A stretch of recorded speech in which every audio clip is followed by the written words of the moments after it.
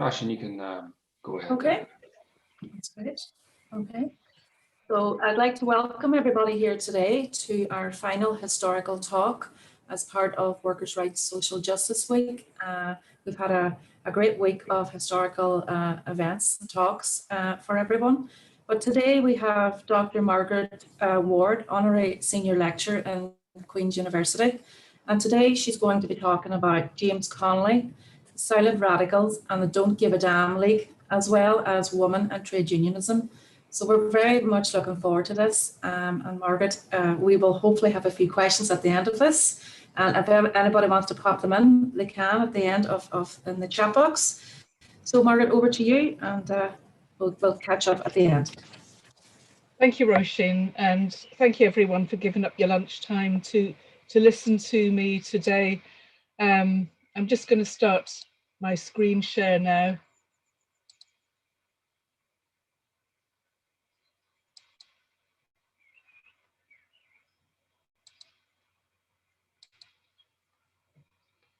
Okay, I hope you can see this. I've called it James Connolly, Silent Radicals, the Don't Give a Damn League and others. And I'm conscious that I'm looking at women and trade unionism in Belfast, although I'm speaking to an audience possibly composed more of people from the Northwest. I'll explain the Silent Radicals and the Don't Give a Damn League as I go on, but I will start with looking at Derry, just conscious of the fact that there was such a strong tradition of working women here and a workforce in Derry that was segregated by gender. It's often thought women wouldn't join the trade union, but in 1917, the Amalgamated Society of Tailors and Tailoresses actually allowed women to join, and 5,000 in Derry did join. But there was a segregation on skilled and unskilled lines. And women, although you can look at this and see the machinery that they're using, they were generally deemed unskilled. And the Derry Trades Council was composed of skilled craftsmen. And, you know, they're the ones that define the nature of the skill. There was also an impact of male unemployment. Many men were casual employees and not householders because of that. So they had no vote. Women, as you know, couldn't vote before 1918. And even then, after that, they had to be over 30. And you can see a lot of these much younger women and on a property basis. So the Catholic Church supported employment for men as a way of increasing the Catholic political influence in the city, as well, of course, as the church being ideologically opposed to women working outside the home. So there were a lot of factors militating against support for women in the workforce. During the First World War, there was a boom, but there was a great collapse afterwards and a lot of industrial disputes and strikes in Belfast and in Derry. And at this time, the Protestant employees tried to divide the working class because there was a lot of unity around conditions and wages. And they wanted to undermine this united show. So in Derry, they set up a United Labour Association trying to ensure job protection for Protestants. As well as this, when the border comes in, it has a huge impact on the Derry economy. You've got 28% male unemployment afterwards. So 90% of workers in the shirt factories are women, and 42% of women who were employed worked in these factories. But the trade union movement is heavily divided into male and female unions. The male shirt workers left the Garment Workers Union to join the Amalgamated Transport. So there was very little support for the women workers. And in Ireland and Britain at this time, there was a great adherence to the concept of the family wage, which of course was something earned by the men. And it was an argument for men to have a higher wage than women. And this was supported also by the Irish Women Workers Union in the 20s and 30s in Ireland, because there was the notion that women's primary place was in the home. Women weren't regarded as permanent members of the labour force. So all of this has an impact on their membership of the trade union movement. And it's a kind of a lead-in, if you like, to why Belfast in this period was quite different and the sort of struggles that they confronted. So in Belfast, William Walker of the Belfast Trades Council formed what was known as the Textile Operative Society in 1894. And the following year, Mary Galway became the organiser for the society. Now, it's the only photo that seems to exist of Mary Galway. She was the first Irish female full-time trade union official and should be much better known as a result. She was a Catholic born in Moira, but she grew up on the Falls Road, working as did the rest of her family, her father, her mother, and her two sisters. She was a hemstitch machinist, but she became a trade unionist and became the organiser of the textile operatives. And she did much to lobby for changes to working conditions. So, for example, every year she put in a motion to the Irish Congress of Trade Unions for the importance of having a woman inspector come to look at the conditions for women in the factories. Finally, in 1909, after many years of lobbying, Hilda Martindale, who was an English factory inspector, was sent over to be the Irish inspector as well. And she wrote a great autobiography called From One Generation to Another, and she really gives a very vivid description of her time in Ireland. She said that, you know, women were afraid of speaking out for fear of losing their jobs. So what she would do is she would let people know once she had come to a place, and she would find notes pushed under her door, you know, saying, come and look at, or there's a problem here. And she was able to do a lot of work through the information fed to her by women workers. And her reports were very influential. And at this stage, you have half-timers. So you have children who are from the age of 13, spending 3 days at work and 3 at school. So even if you didn't want to send your child to work at such an early age, basically they wouldn't get employed later. They needed to have nimble fingers. They needed to be trained at an early age, was the argument. So in 1901 in Belfast, there were 188,000 what they called unskilled women workers with short life expectancies, and they often lived in houses rented from their employers. A lot of employers insisted that the workers lived in their houses. They weren't necessarily of that greater quality, and they might have had higher rents, but it meant that the workers couldn't cause trouble for fear of losing their homes. Now, those who joined the textile operatives were the skilled and those who could afford the trade union dues, and they tended to be Protestant workers. There were never more than about 3,000. But Teresa Moriarty, the Labour historian who has written about Mary Galway, said that when you look at the figures of women and Irish linen unions at this time, her union was the 3rd largest. There were 10 textile unions in Ireland. So given the difficulties of recruiting women, she wasn't doing that bad a job. But it was a craft union, and it was suspicious of the new militant one big unions of unskilled workers that began to be organised. Defence, not defiance, was Mary Galway's working method. She preferred to negotiate with employers rather than confronting them or taking strike action.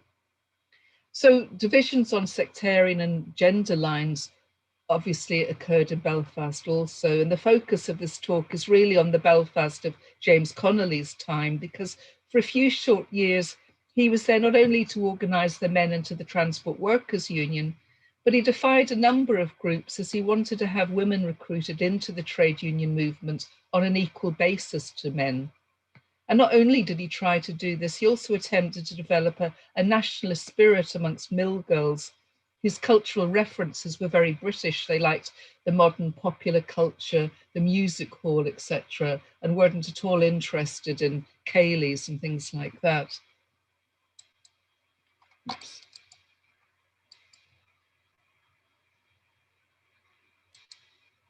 This is the Irish Women Workers Union in Liberty Hall.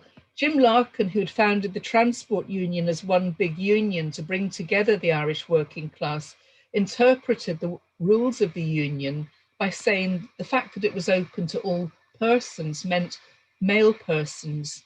And there was a lot of pressure from women activists, from nationalist and suffrage groups, for women to be organised, for women workers to be organised. And so in 1911, Larkin formed the Irish Women Workers' Union with his sister Delia as the organising secretary, and that's Delia in the middle of the front row. You can see the women are generally very young women. A lot of them were women who worked in, for example, Jacob's biscuit factory. There wasn't as much industrial work for women in Dublin. On the platform at the inaugural meeting was Hannah She Skeffington from the suffrage movement and Constance Markovic from the nationalist movement. And Connolly arrives in Belfast about the same time in 1911, initially to organise men working in the deep sea docks. Casual workers dependent on coming to the docks each day to see if there was work for them. And they were also Catholic. The Protestant workers had full-time employment in the rest of the docks.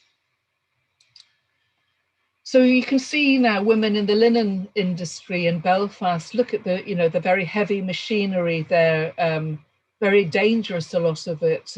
Women suffered health-wise, they suffered through injuries.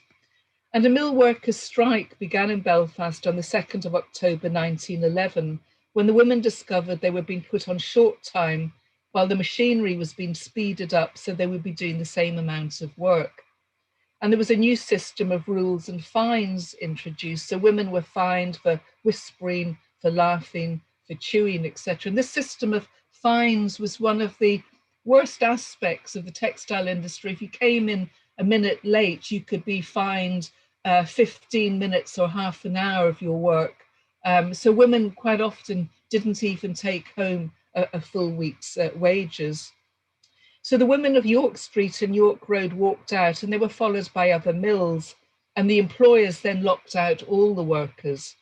Mary Galway advised them to return and said she wouldn't pay strike pay to any who stayed out. So some of the women were relatives of the dockers Connolly was organising, and they asked him for help. And a meeting was held in the St. Mary's Hall, where the Irish Textile Workers Union was set up. Connolly didn't want the women to be separate in the Irish Women Workers Union, but Larkin wouldn't let him recruit them directly into the Transport Union. So he created the Textile Workers as a section of the Transport Union. There was little chance of a successful outcome to the strike. That Mary Galway objected to the union being formed and poaching her members. The industry was going through a recession and the union really couldn't afford strike pay. They collected £87 on the street. So Connolly decided to fight against the rules rather than the short time. On the 7th day of the strike, about 200 older women drifted back to work, probably because they didn't have any other means of support. And on the Falls Road, a priest at the Sunday Mass condemned the strike. On the 17th day, Connolly ordered a general return to work the following day. And this is a very famous quote about Connolly. He said, if a girl is checked for singing, let the whole room start singing at once. If you're checked for laughing, let the whole room laugh at once. And they did say that they felt that life in the mills became a bit more tolerable because the rules had been defied. And it showed that women could be strong trade unionists when they were given support. Teresa Moriarty thinks that Mary Galway, because she'd been shaped by her own experience of working in a factory and trying to organise women, maybe simply couldn't imagine that women would challenge their working culture, but Connolly had a lot more faith in them. And the dispute did lead to a serious rift between Connolly and Galway that was fought out in the Belfast Trades Council, but the council backed Connolly. At the Trade Union Congress in 1912, Galway opposed the admission of the Irish Women Workers Union, but it was admitted. And in 1913, both unions were represented, but in 1914, only the Irish Women Workers Union. It didn't become a large union. It really had the same problems that Mary Galway had in recruiting members, and it only had about 300. In May 1912, Connolly began open air meetings on the Falls Road to try to win more members, and Marie Johnson was the first organiser. She didn't get any money for this. Her husband Thomas would later become leader of the Irish Labour Party, and he was a Labour organiser at this time. Winnifred Carter then took over with the support of Nellie Gordon, who was a former Doffin mistress from East Belfast. So here you see Winnifred Carney, and on the left a statue of James Connolly, which is on the Falls Road in Belfast. Winnifred Carney, a woman from the lower middle class, born in Bangor but brought up in Belfast, and she was the product of what we call a mixed marriage, a Protestant father and a Catholic mother. She trained as a secretary and shorthand typist and lived at home in Carlisle Circus in Belfast with her mother and one of her brothers. Her father left the family when she was young.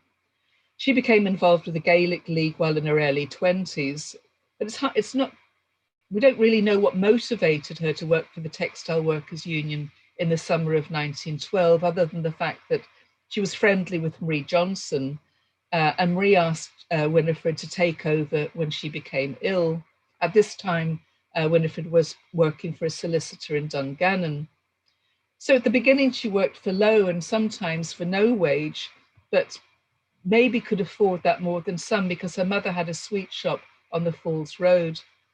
Helga Woggan, the biographer of Winnie Carney, felt that her wage was of secondary importance. Helga says she was out for a task, not a job. But she called her a silent radical because she wasn't a speaker on a public platform. She was a really great organizer and a woman who had strong views. And there's a lot of evidence for those views that we'll look at. What we do know is that her political views accord very closely with the man who's to become her close friend and comrade, James Connolly. And I think there's one particular writing by Connolly that I think encapsulates what nationalism meant to Winnifred Carney too.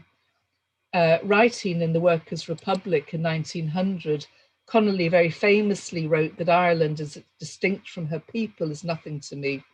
And the man who's bubbling over with love and enthusiasm for Ireland and can yet pass unmoved through the streets and witness all the wrong and suffering wrought by Irish men upon Irish men and women without burning to end it is, in my opinion, a fraud and a liar in his heart. And I think that is the kinds of nationalism that we associate with Carney. From the beginning, it's clear she had an understanding of the class nature of society. And we can see that in 1913. In Dublin, there was the lockout, which lasted for over 8 months. It was a really cataclysmic struggle between the Dublin working class and the Dublin employers. And Belfast worked very hard to support the starving Dublin workers. Carney, Nellie Gordon, Cahal Shannon, Jim Grimley, he later married Nellie Gordon, were amongst those working in class solidarity. Connolly had gone down to Dublin to help, and they were in Belfast working. And Carney writes an account in the Workers' Republic of the meetings in Belfast to influence public opinion and to solicit public support. She said they'd been held at street corners in Belfast with 5 nights out of the 7 given to these meetings in the last 6 weeks. She said there were church door collections at football matches, theatres, music halls, and picture houses. In her last paragraph, she wrote, "We hope to be able to forward good sums each week until the end of the struggle and look to that spirit of good fellowship and comradeship that has stood us in good stead these last 8 weeks. For these be the times that try men's souls and women's." And I think those last 2 words, "and women's," were no mere afterthought. They were deliberately placed for emphasis to make sure that people saw that women's interests had to be included. Both Carney and Connolly saw politics in gendered terms. Famously, Connolly wrote that the worker is the slave of the capitalist society. The female worker is the slave of that slave. He also gave unconditional support to the suffrage movement. He said there was nothing that militant women did that he wouldn't support. They were entirely in their rights. And when women were going to jail for militancy, he went down to Dublin to speak on their behalf, even though there were very hostile crowds that he had to confront. So this is the very famous manifesto to the linen slaves of Belfast. And you can see at the beginning, the Irish Textile Workers Union, which is the textile section of the Irish Women Workers Union. It's hard to know Winnifred Carney's exact input into this. It's written under her name and Connolly's in 1913. Now, most of it is by Connolly, so For example, Belfast mills are slaughterhouses for the women and penitentiaries for the children. This classic kind of Connolly talk, and talk about success and you will achieve success. All of those are very much in his sort of frame. But there's also a large section of demands for a women's inspector, for a trade board, for much needed reform to improve the working conditions of women. And much of that sober style, I think, comes from the pen of Winnifred Carter. And what's most important is the fact that Connolly thought her significant enough to warrant public affirmation of her role in the union by including her name on the manifesto. So this brings us to the other woman who became a worker for the Textile Workers Union, Nellie Gordon. And on the right here is, she's so unusual because she's a woman with very little education, and she talks about this in her memoirs, but she actually wrote about her time working with Connolly in Belfast, and really vivid, and we're very indebted to her for doing this, because, you know, women didn't really leave very much account of their own lives, feeling that, I guess, that they didn't feel that they were that important. And she stands in huge contrast to Carney. Nellie Gordon, Ellen Gordon, started her working life as a half-timer, and then she finally becomes a doffing mistress with a good wage. And then she's a union organizer with a much lower wage, but higher social status. Now, a national health insurance scheme had begun in 1912, and a lot of the unions and different societies were running the scheme and making money from that, taking the insurance money from the workers. So Nellie Gordon went to Corporation Street in Belfast to apply for membership to the union so that she could enroll in the scheme. And she saw Connolly, who took her details. As she was leaving, Connolly said to her, "You seem to be an intelligent woman, and if I may say so, it's a surprise that you never attempted to organise the mill workers." And he said she owed it as a duty to the workers. So he asked her to call into the office, and then he wrote to her at home, sending her union card. So she came in and she agreed to start work, and she talked to her family about it. And they all agreed this was great, because what she was going to be doing was leaving behind the shawl of the mill worker for the hat of the office worker. And it was huge symbolism in that, and in the improvement in her social position. But she said the only snag about her new job was that there were no wages. When she got 5 shillings for her first week, she said she nearly fell through the floor with shock, because as a doffing mistress, she'd got 17 shillings and 9pence. And Winnifred Carter had hardly any money, and the Dockers Union was paying for their expenses of heat and light. Within a month, when they were having open air meetings, Connolly introduced her as their new organizer and called on her to speak. And she proved a very popular speaker.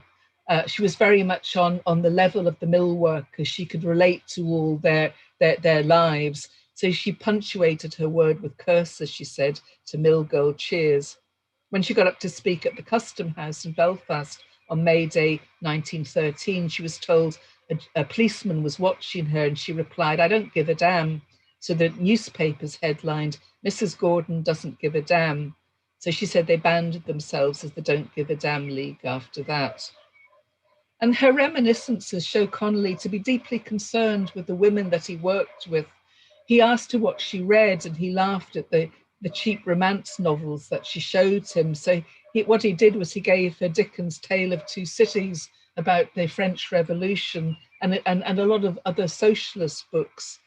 And she shows that Winnie Carney was a woman who disliked public speaking, but who was very well read in feminist and left books. So when they went down to Dublin and Cork for trade union congresses with Connolly, one of the things Connolly loved to do was go to all the secondhand bookshops and bookstalls, and they would talk about books. And at one of them, Connolly recommended that she bought Olive Schreiner's Story of an African Farm, written by an African feminist woman. Carney was a reliable figure. She was methodical in her work and precise to the point of maddening her colleagues.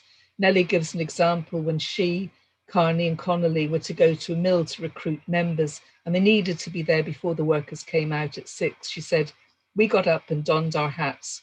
Winnie Carney was a very tidy person and wouldn't dream of leaving the room without adjusting the fire, leaving her various pens tidily by. Of course, all this took time, so we had to rush for a tram across the street."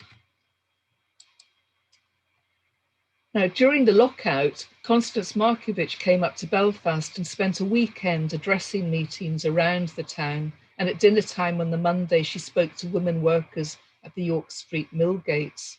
And at that meeting, Nellie Gordon spoke also on the Dublin lockout, and Connolly on the power the mill girls held in their own hands if they would but organise and use it.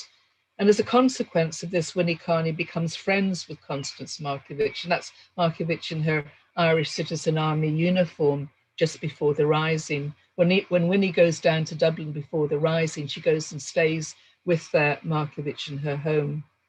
Connolly had been friendly with Maud Gonne much longer, since they campaigned together on behalf of the starving peasantry and on the commemoration of the 1798 Rising. And he always wanted to develop greater alliances between the Belfast and the Dublin activists. He always hoped to develop a nationalist spirit in the mill workers, encouraging cultural events, ceilidhs instead of ballroom dances, etc. And when Maud Gonne came up, she spoke to the mill workers in a nationalist address that focused on the duties of Irish women. She was somebody, as you can see, an incredibly striking, beautiful woman. Nora Connolly, in her reminiscences of her father, says that when Maud Gonne came to their house on the Falls Road, Lily Connolly, James Connolly's wife, picked up the hem of Maud's dress and kissed it. She was so overcome by having her in her home. And Ellen Gordon also recalls being taken by Connolly to a lecture given by Alice Milligan in an old loft in Conswater Street in East Belfast. And I'm sure Winnifred would have been there too. So this is Alice Milligan here on the left with her friend Ethna Carberry. And these two are really famous, should be more famous, but really important figures as writers and as poets and as editors of the Shan Van Voght, a paper that ran in Belfast just before the end of the 19th century. And Connolly's first writings were published by them in the Shan Van Voght. Alice Milligan was a poet, she was a Gaelic League organiser, and she was later a member of the election committee that supported Winnie Carney in 1918.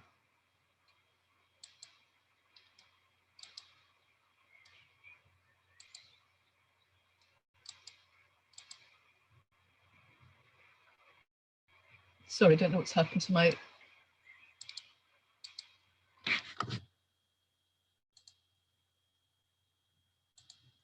Here we are back. I'm trying to get to the next...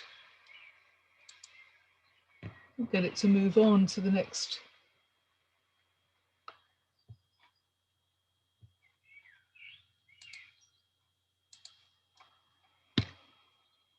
For some reason,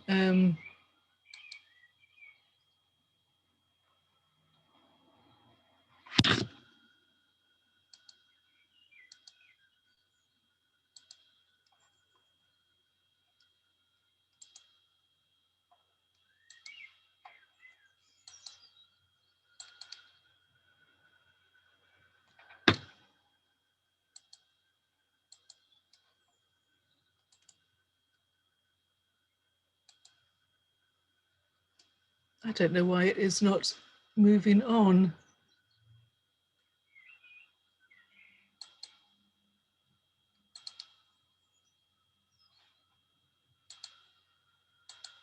I'm sorry, I might have to continue without the next pictures. I don't know what's happening, that it won't move on.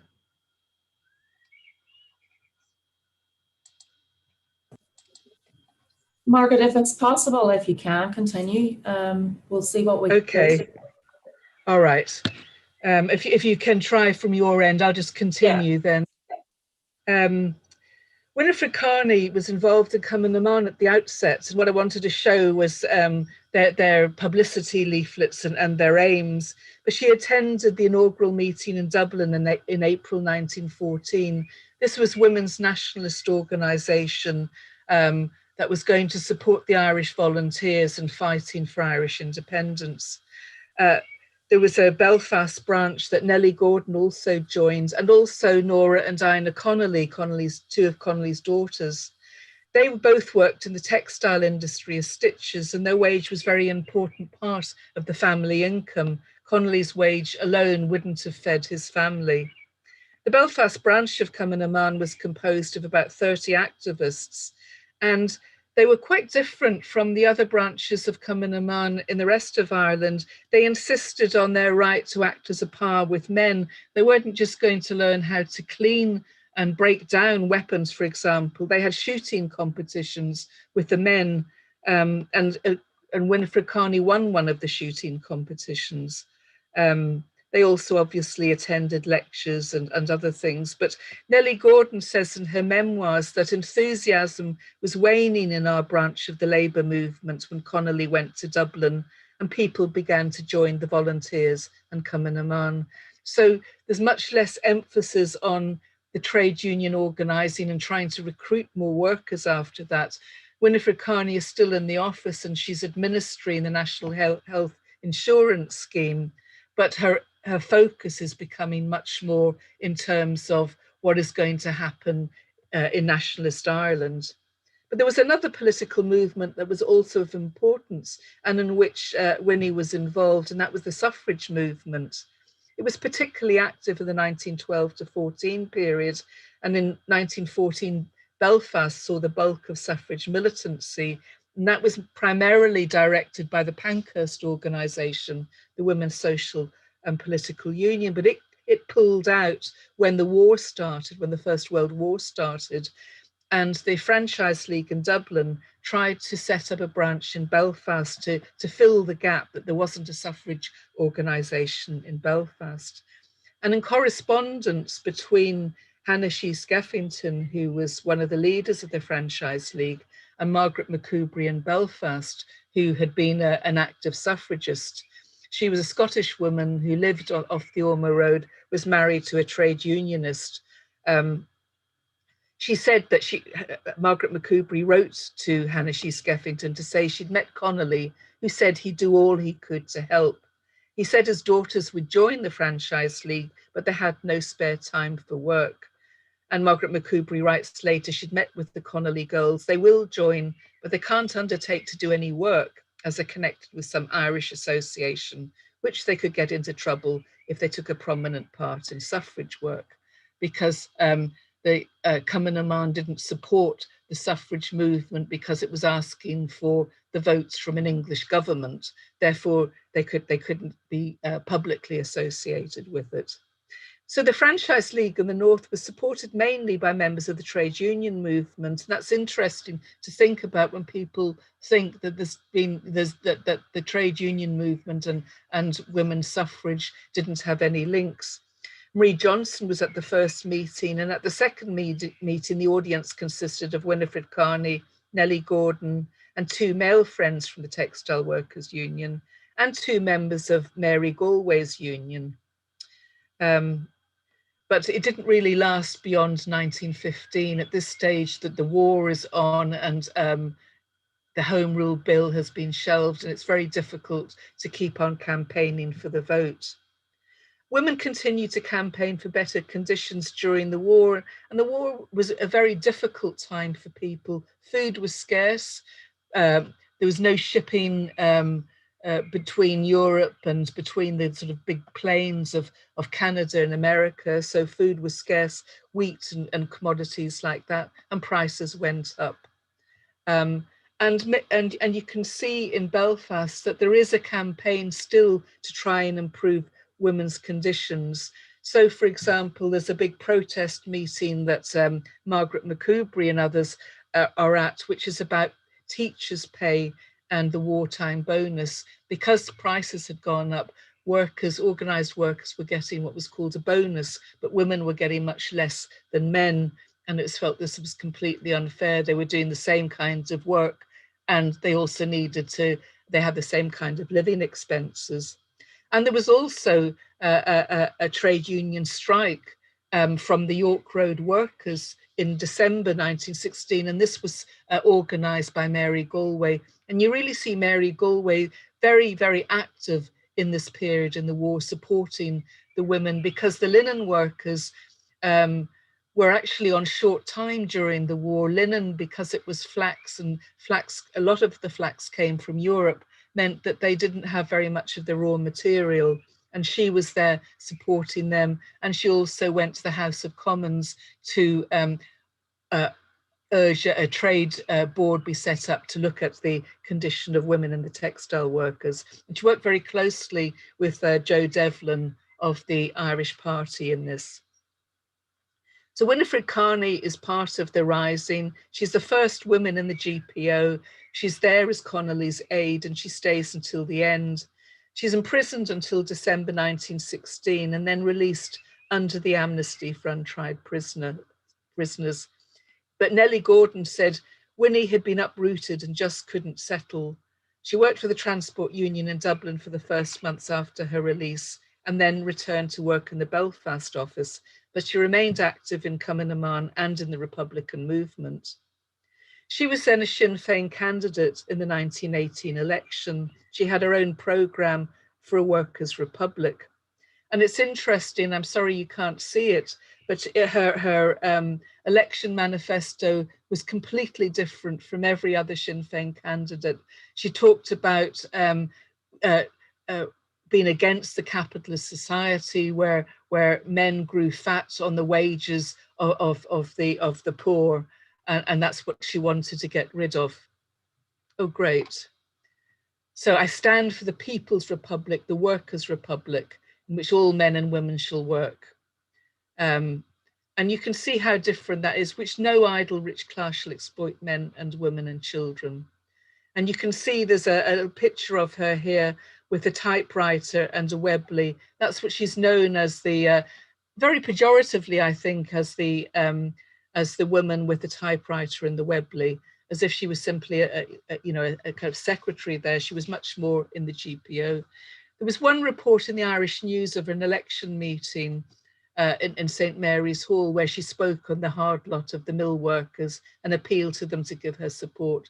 She said women had not got the vote for what they'd done in the war, but because they'd fought for it and many had died to get it. And she hoped women workers would show more sense than men had shown.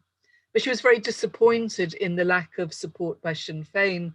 As she says in a letter to Joe McGrath, I had no person, agents, committee rooms, etc. It was amazing to me to find 395 people went to the ballot on their own initiative. But she was supported by her comrades from Belfast, Cumann, as well as by Marie Johnson and by Alice Milligan. All of those spoke at very noisy meetings where the Irish Parliamentary Party followers of Joe Devlin tried to shout them down. She rejected the treaty. She supported Republican prisoners. She was arrested several times by the Northern authorities when the Northern Ireland state was set up, and she was actively involved in helping with the smuggling of arms and explosives into the north from Scotland. After partition and the development of the Northern state, nationalists in the north could do little other than keep their heads down. But there was a resurgence of Labour politics in Belfast, and in 1924, Winnifred Carter joined the Court Ward branch of the Northern Ireland Labour Party. And James Grimley was a Labour councillor for Smithfield Ward from 1923 to 1927. He had married Ellen Gordon. Ellen Gordon had a baby in 1916, so she kind of withdraws from public life after that. And he and Ellen Gordon moved to Dublin in 1935. They just find the conditions in Belfast too difficult. Now, Winnifred was unique in the Labour Party because of her involvement in the Rising, but it wasn't something that she spoke about then. Her shift to socialist politics wasn't a big step.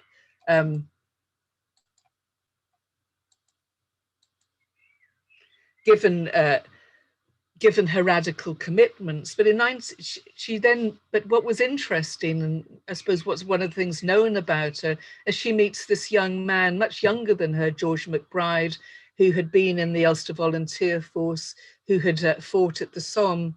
And and they fell in love. Now, they never agreed on the national question because he was a strong unionist, but they did agree on socialist politics.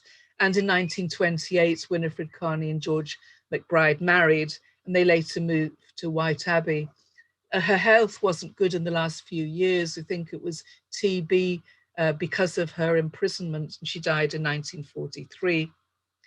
And Margaret McKeown remained active in the cooperative movement. She was a member of the Independent Labour Party, and in 1920, she was elected a Labour councillor to the dock ward in Belfast. So she worked and was an employee of the cooperative movement. And Mary Galway stayed as the General Secretary of the Textile Operative Society until her death in 1928.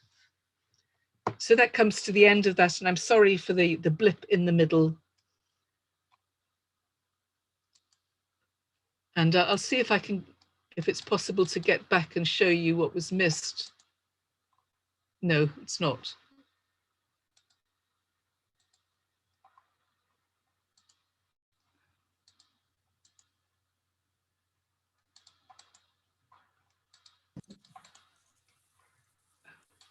Thank you, Margaret. These things always have a bit of a problem, don't they? You know, the technology and trying to get everything working. I think we have lost that slide, you know, your presentation there. Can you see me? I'm back now. Yeah, right. We can see you. Yeah. I just want to, I mean, from a personal point of view, from myself, I found the lecture really interesting from the point of view of the woman, the role of woman. And what was really interesting was the support that Connolly gave the woman, you know, which, was that something, you know, would have been more to do with him himself, or was there other men like that would have supported women, you know, in their you know, their roles and their lives, or is that just something to do with Connolly, do you think, or, you know? I think it's partly to do with Connolly, but I think Connolly maybe develops a kind of a supportive environment in the North, because men like Cahal O'Shannon, who was also working for the union, is very supportive of the women. I mean, it's Cahal O'Shannon is one of the ones who goes to the meeting of the Franchise League, and the letters that I've seen between him and Winnifred Carney later, I mean, I think it's Cahal O'Shannon who actually writes her election manifesto, but he always calls her Karnovich, which is sort of a little, you know, nickname, a sort of comrade, but Karnovich is how he always referred to her, and they obviously seem very closely linked. And in Dublin, I think for a while, William O'Brien was became the Labour organiser after Connolly, was supportive. Larkin was in America, so he wasn't around at this time. Mm-hmm. Yeah, no, I found it really, really, you know, interesting. And the other thing too was a lot of the focus was on obviously Belfast. Are you aware of any works or research that's been undertaken in relation to the role of women within the Derry and Strabane area in this area? Is there a gap there, or is there other academics like yourself that are looking into this? I tried really hard to find things. Now, I know in the past, the late Ethna McLaughlin had written a little bit about Derry workers, and also Andrew Finlay, who is in Trinity College, years and years back had written on the shirt workers, but I'm not aware of it, and both of those are quite old. I'm not aware of anything more recent, but I'm not in the mainstream academic life, but I think there's a huge gap there. Yeah, I think it would be something from our perspective that would be extremely interesting to, you know, do some research on. You know, this is very relevant to us, especially for the end of this week, you know, for workers' rights, social justice. Tomorrow we have the sounding of the shirt factory horn in Guildhall Square, and you know, it's very apt, you know, that it's raising the profile of the woman within the environment, you know, of what they had to do. And I mean what you mentioned there, you know, about the things and the issues that they went through. They were almost like a different class, even before they got to another, you know, they needed all the support that they could possibly get, you know, to even just fight and raise their voices. And I'm very, you know, I think the women there that you described, like Carney, were very strong-willed, you know, and I find that really, really refreshing to see, you know. So very interesting, Margaret. Thank you for that. I have a wee message here from an attendee, Sean Harkin. Thank you very much, Margaret, for joining the Workers' Rights and Social Justice Week. Excellent presentation covering such an important part of our radical history. I encourage everyone listening to and in the presentation to read your books, especially your recent book on Fearless Woman, Hannah Sheehy Kevington, Feminism and the Irish Revolution. Oh, that's brilliant. That's really good. So we don't have any other questions in the chat box. So it just leads me to say once again, thank you, Margaret, for your talk and for joining us. And if everybody wants to tune in for our event on tomorrow as well for the Shirt Factory Horn at 3 o'clock. Once again, thank you. And I'm sure we'll be speaking to you soon. Okay, thanks very much. Thank you. And thank you, Sean, for that bit of publicity for me. Thank you.